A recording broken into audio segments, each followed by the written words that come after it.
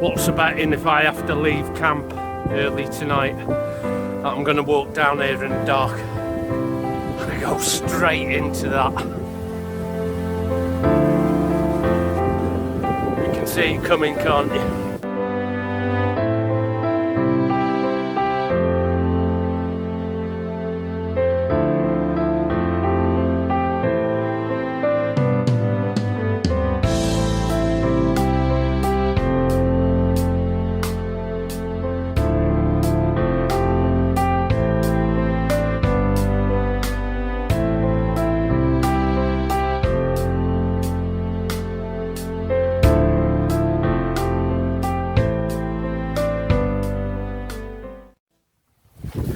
Just going to investigate this cattle trough here. I found a few of these up and over the hills. Now bovine has been drinking from it. It's not going to be clean, but I can filter it and boil it up. I think wherever I am here is going to have to be it for camp.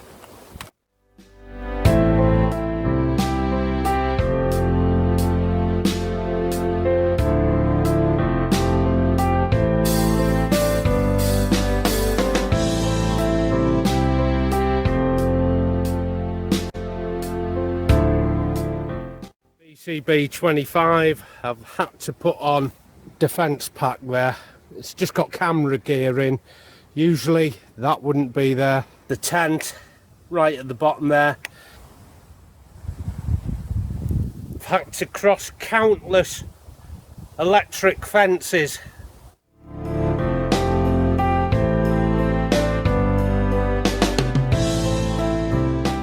I've just left the pack there for about 10 minutes while I walked on, just to see if there was a better footprint to put this tent down for the night, and there was. So it was worth just dropping everything here and walking up just over there. It just flattened out just enough to give an ideal footprint for the tent. Otherwise we'd have been up against more of the same. And this is that little clearing. Now something has had a good scratch around here and flattened it out for me. There's a lot of culling going on at the moment, so we might even wake to the sound of gunshot in the morning. Now I've been working quite hard getting this pack quite light, so there's no way I'm going to put 2 kilos of water into the side pockets. The tent is in here. That is it. I would rather carry water like this in an LRRP. My survival bivvy, which I'm using as a footprint, because I'm on my own, I have to have something of colour. Otherwise I would never get detected here if I fall into difficulty.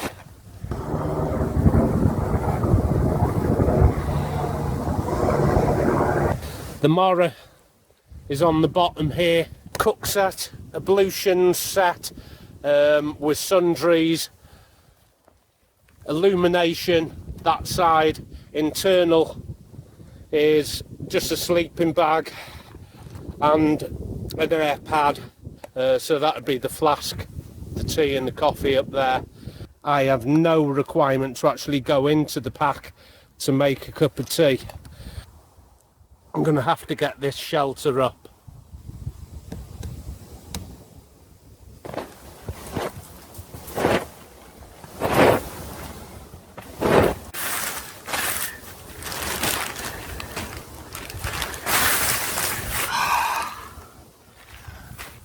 Right, if I put my footprint down like this, it allows me to run my fingers only over the area where I'm going to be sleeping.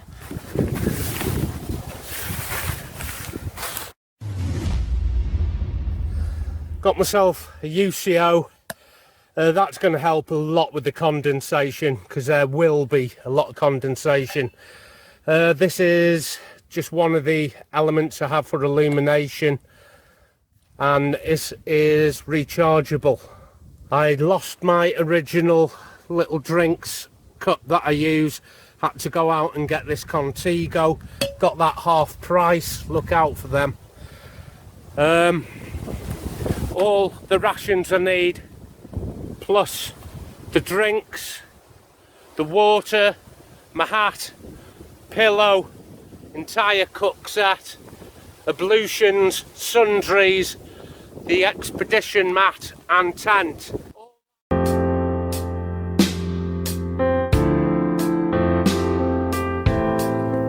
Okay, I'm going to put the tent up. I'm going to put the foot end into the wind as much as I can. This is the only flat bit of ground I've got, remember, so I'm limited. I'm not going to rush putting this up. I've got a couple of hours of daylight left yet. The ground is harder than I thought. I'm going to need something to knock these tent stakes in with. So let's see my erection. It's more like a bivvy tent. I can sit up in it, but you've always got to ask yourself when you're buying a tent what your requirements really are. How much of your day really consists of sitting up? For me, it's not a lot. I've pitched into the wind as much as I could, but I have bought the extra pegs and they are all pegged out. It does seem to condensate purely because it is only single skin. It's a nice stealthy colour, this. I'm not blown away by this, by the way, this tent, you know. I don't think it's the best by any means. The 720 grams is what I liked, and the fact it goes up on the trekking poles. Just going to pop that in there. The vestibule's pretty small, but is handy for my water and my cook kit. So I've got my Norwegian ECW on. You're not going to be able to get these in the surplus shops. I don't know until when or if ever. Norwegian extreme cold weather. And it's all I have. I'm trying it as an experiment over bringing an extra jumper, an extra fleece, that kind of clothing that will add pack weight. If I wanted to worry so much about weight, I would get the summer version of this, thinner, lighter, and start counting the grams. Now, because this is a Superlight system, it's a Superlight system without compromise. Fill it up full of air. And I've just grasped the top like a piping bag. And in all the demonstrations, they roll down the air like this until the air is in, and then you unroll it. God, that is time consuming. It should only take about 5 full inflations now.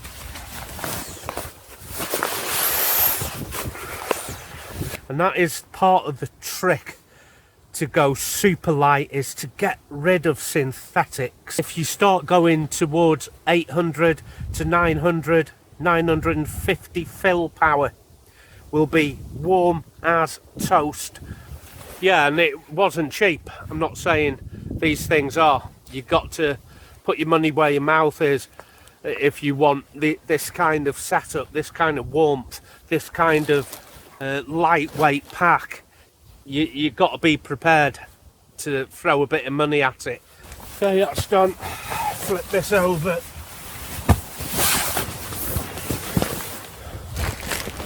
Dig out the actual... Oh, I've got to get a hat on. Freezing. Yep, it is pretty cold. See, it's just a normal sack, but in comparison to the pack it's in, you can see it's far bigger than the pack. But from here it compresses.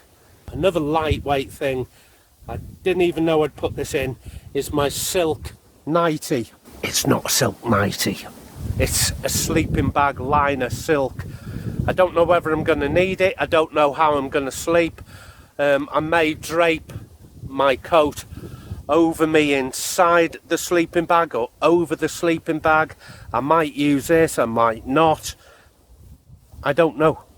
It's actually going darker quicker than I thought for this time of the year. Anyway, I bought a garbage bag, trash bag, bin bag. There you have it. I can use this like a pack liner. I've got the brew set out and I'm going to make a drink now. And another thing I've got to do is get tomorrow's breakfast out and give it a pre-soak. And when I did the dehydrated meal episode, people were wondering what it'd be like if I did the cold soak for longer. I only gave it 20 minutes last time and it hadn't had time to soak properly.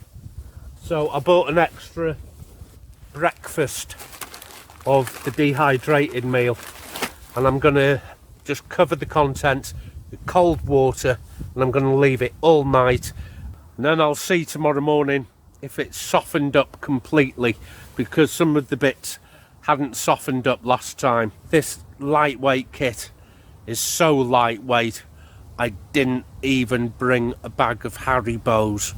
When I close up this outer vestibule, obviously the rescue orange will totally disappear.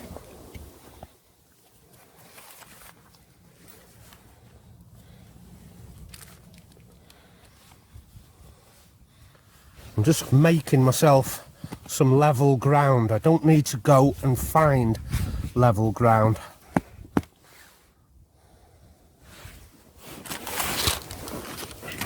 $50 grams out of 100 I've got left there, so what? 6 to 8 burns.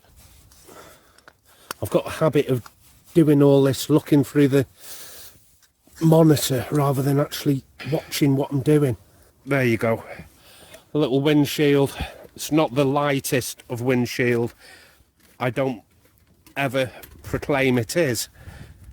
It's a comfortable lightweight system. No, that's not level yet. Level.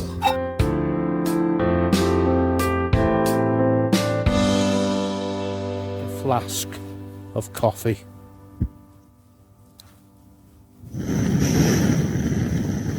So going full power with your stove goes through more fuel.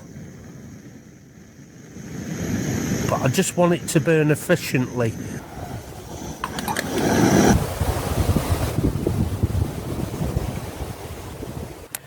I'm going to empty the contents of this all-day breakfast that I've dehydrated. I'm going to put the contents into this, which is watertight. It's better than a Ziploc bag. Also silver lined as well. See how my coffee's getting on.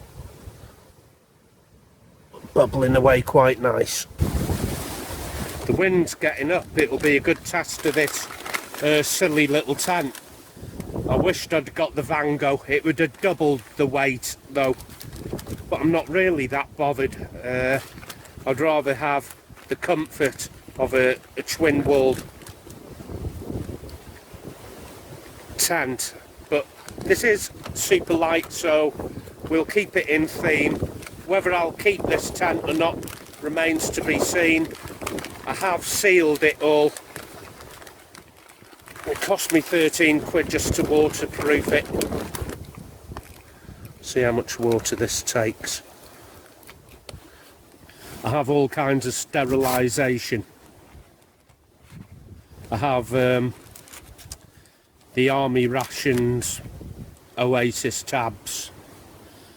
1 for clean water, 2 if you're going to get it from a dubious source. Now these are baby sterilising tablets. Now just quarter of one tablet will sterilise this 2-quart bottle here. Squish this up, see what that's like in the morning. So I'm gonna pour myself that nice hot brew. Wind is getting up here, so let me just get my mic. The wind is getting up, so I'm gonna have to shelter in for the night. It's pitch black here now. UCO's on.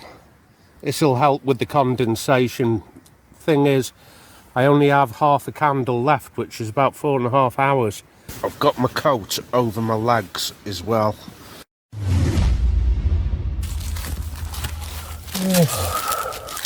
Crying out loud, now I'm tired.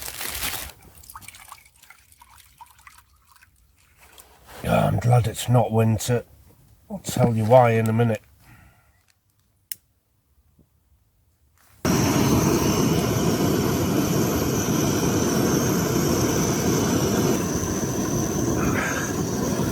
Well, I didn't get much sleep.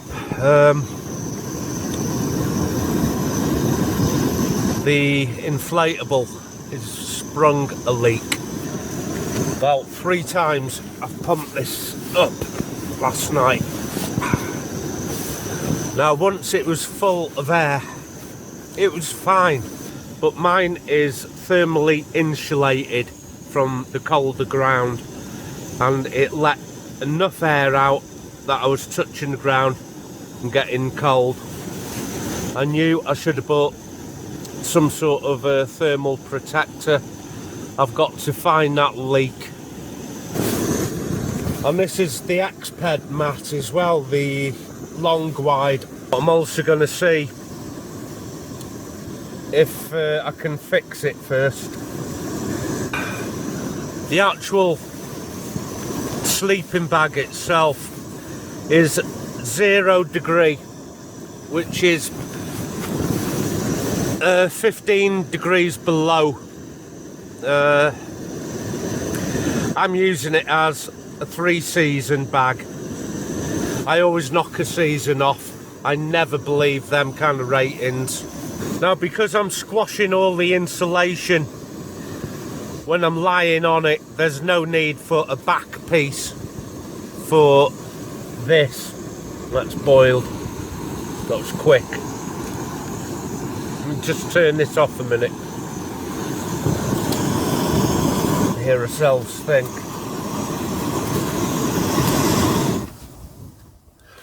There's no need for a back piece to a sleeping bag. A lot of people are turning to quilts over sleeping bags, both in the hammock and on the ground, and I can see why. So I can save even more weight, and believe me, my top quilt is far superior to this expensive sleeping bag here. It is good enough down to whatever temperature it is now. I believe it's 11 degrees. Last night got down to, I think, 9 at its coldest, but then the temperature came back up to 11 again in the middle of the night.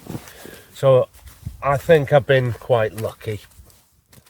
I'm glad this didn't deflate and it was winter. That would have been game over. I'm going to rethink the bottom part of the insulation. Just got this from the army ration pack.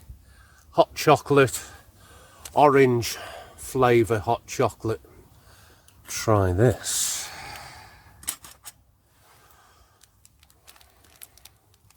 I think I'd have been a lot more comfortable in my top quilt than the sleeping bag.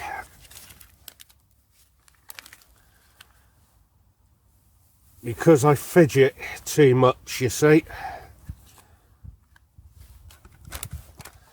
And what that means is, if I've been lying on my back and I turn to my side, where I've been lying has been compressed.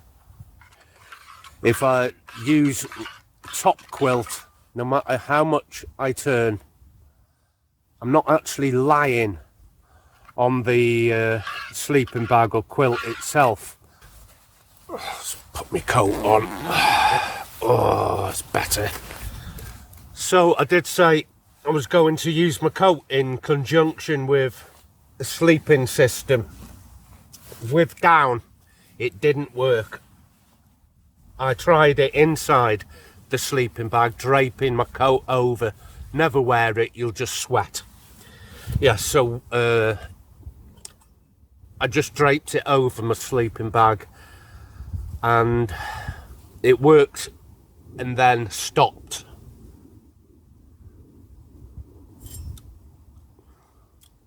Oh, that is magic.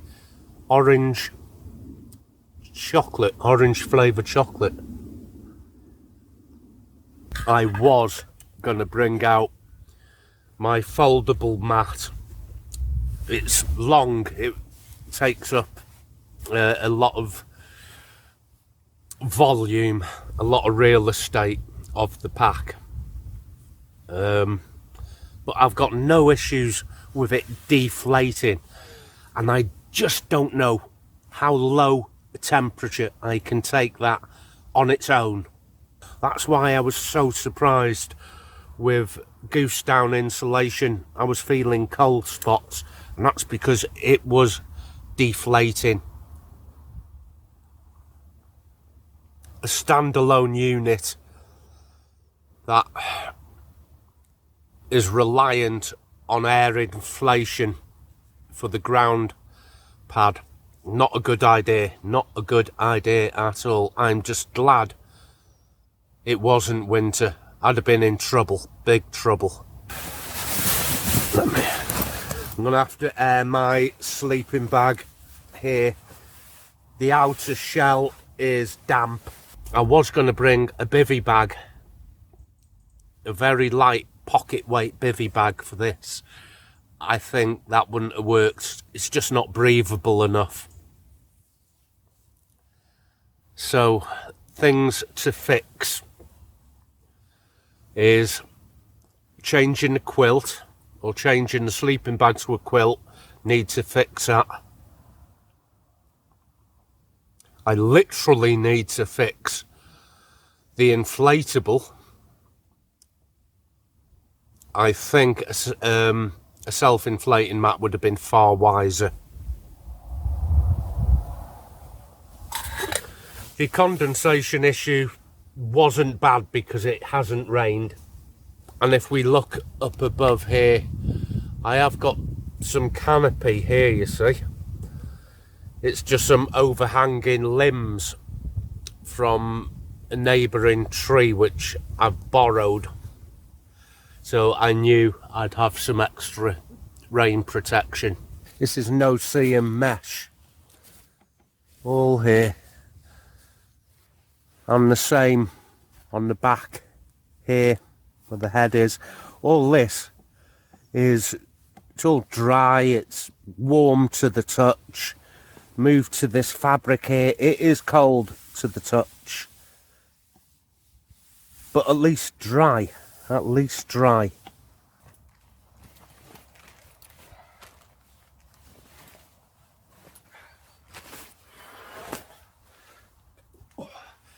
Now the great thing with using down over synthetics, other than its weight saving and space saving factor, is I don't need to bring additional clothing to sleep inside the bag. It is recommended that you use long johns or even some kind of pajamas or something like a fleece yoga pants and top, things like that. I don't do that. The way to stay warm in a down sleeping bag mine's just hanging up on a tree, is actually to get in it with nothing on. I did start off with my t-shirt and I thought it's a bit chilly. It's a bit chilly. And that's just when it started raining. So I took this Airtex t-shirt off, totally, just took it off. Got into the sleeping bag and my body heat warms the sleeping bag. Far more beneficial not having any clothes, which means I can travel with less clothing, making it even lighter for the pack. I'm not bringing additional t-shirts, jumpers, fleece wear, sleepwear that I may have to in a synthetic sleeping bag. I know a lot of people don't with a synthetic sleeping bag, but I would suggest you're lucky because you're a warm sleeper. I'm a cold sleeper, and people will often put in the comments, well, I don't do this, that and the other, and I'm warm.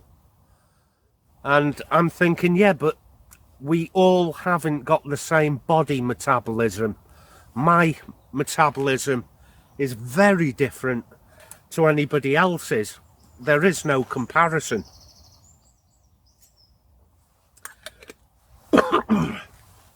So when a cold sleeper tells you that something's warm, that would be the advice I'd go for. As where a lot of people on YouTube will tell you their kit is warm and they stayed warm all night, so forth.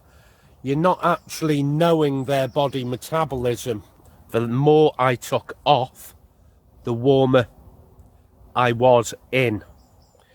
So another factor that's very beneficial. I don't need to bring as many clothes, just a change of clothes to change into for the morning. The silk sleeping bag liner, didn't bother with it. I found it felt cold, the silk. I think I'd rather have a fleece liner if I was going to use a liner, that is. Now then, the moment of truth is the breakfast. It's had, let's see, at least 10 hours of cold pre-soak. Oil in the bag breakfast now.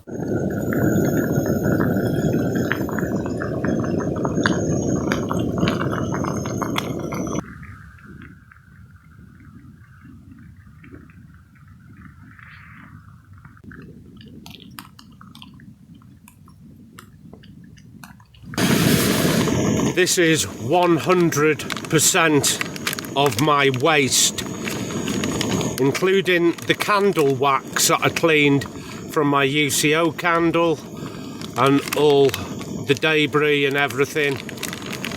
So that is going back in my pack. That is the amount of waste I have produced in 14 hours. Got a bit of sun up. It's just coming up to 0700. A bit later than I thought, actually. I've done better than I thought. There's a bit of dirt to clean up in here. And I swept out a lot of feathers. That must have been coming from the sleeping bag. It did stay nice and dry in here. Might have a flask of coffee to take away with me.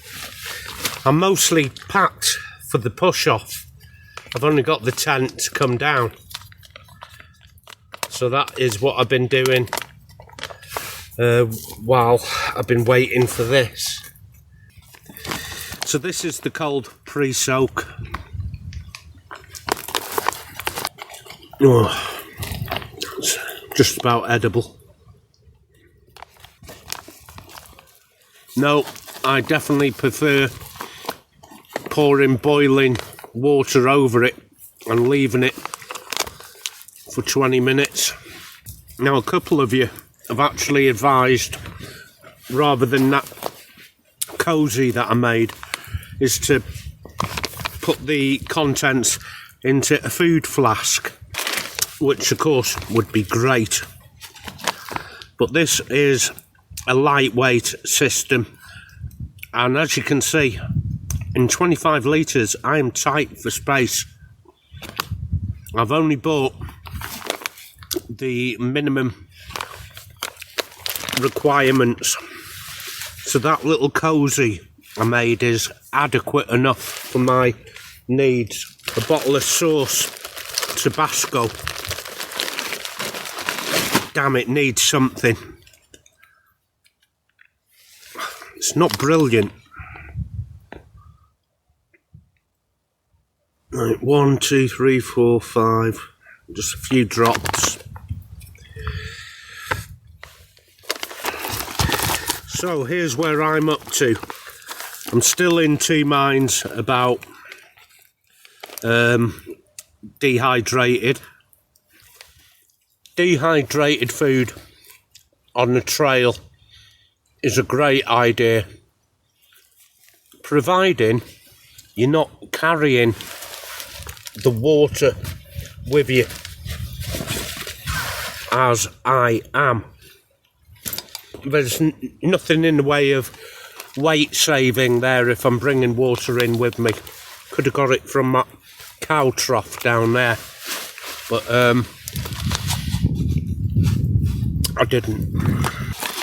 I'm going to swap the actual down sleeping bag for down top quilts, just because I'm not compressing the loft. I'm lying directly on the air pad, and no matter how I twist, it stays on me. And I have two versions of top quilts. I have my summer and my winter, and I think the summer one is something like 600 grams and about 980 or something for the top quilt winter, and I can even combine the two together. The tent is alright for summer, and I'm talking heat wave summer, not sort of hat and coat weather. I'm not keen on this breakfast. Now, I got up 4 times to refill the air in that ground inflatable, because when it was full, and I pumped it up really firm, yeah, that would have been really comfortable. Now, my little folding mat, which has a silver reflector on one side, bloody flies being attacked, might have got me through some of the summer months. The tent, I wished I'd have got a double skin tent. I usually am quite impressed with the Van Gogh tents, really, for a similar price as this single skin DD. So I could take this from 700 grams of tent here up to about almost 2 kilos. So now my lightweight pack isn't so light, but it's drier and warmer. So it's up to you whether you'll put in the consideration on your base weight, or, as I'm doing, a comfortable base weight. So I had a base weight of 5.8 kilos with a tent and 4.1 kilos with a summer hammock setup. Now, I'm quite happy with that as a starting point. I could leave it there. I'm going to sneeze, hang on.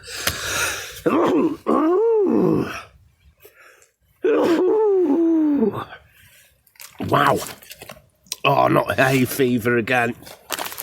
Starting. Oh, what an age to be getting that. Never had it all my life, and now I have. Yeah, so as a base weight, I'm starting off very low. And now I can decide for myself whether I want to put in another kilo of tent. I found more loose stitching on the inside. Oh, Tabasco hot.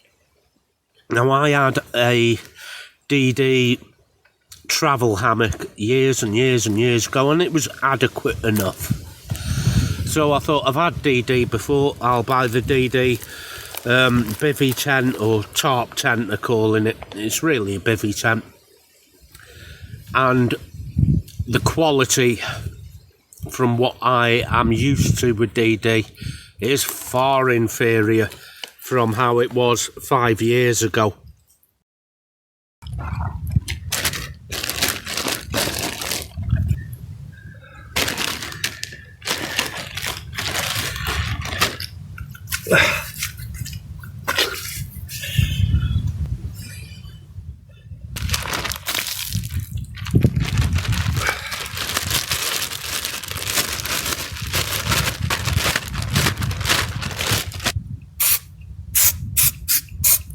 Something from the ladies.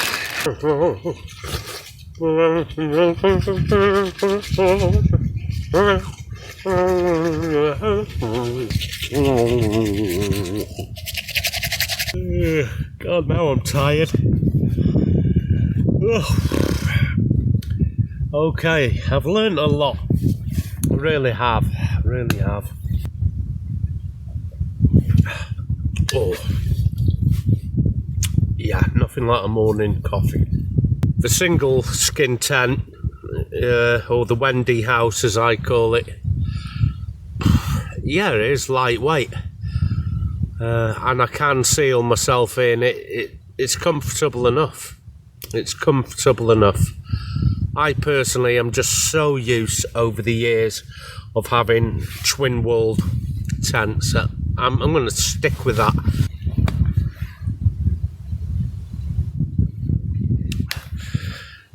Now, BCB, I've made a 35 litre upgrade to this 25 litre BCB, and it's in MTP.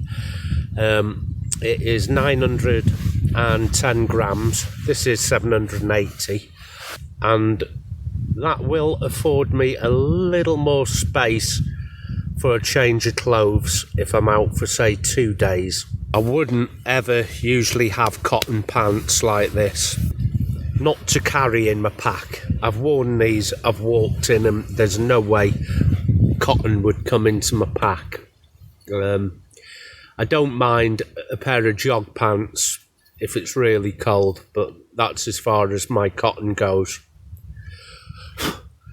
So, back to base. Repair, sell, and exchange, and the next ground camp will be very different again. It was a lovely walk yesterday, but I've had to come an extra 2.5 miles just to find this little bit of flat ground. Now look around you, guys and girls. That's Wales. Wales is always uphill. And just to have one little bit of flat ground like this was a bit of luck. A hammock kit with me, I could have pitched up 2.5 miles ago. I have all these trees here, not short of trees in Wales. So the option to do both ground and hammock is good enough for me, and I'm not sure whether I prefer a bivvy or a bivvy tent.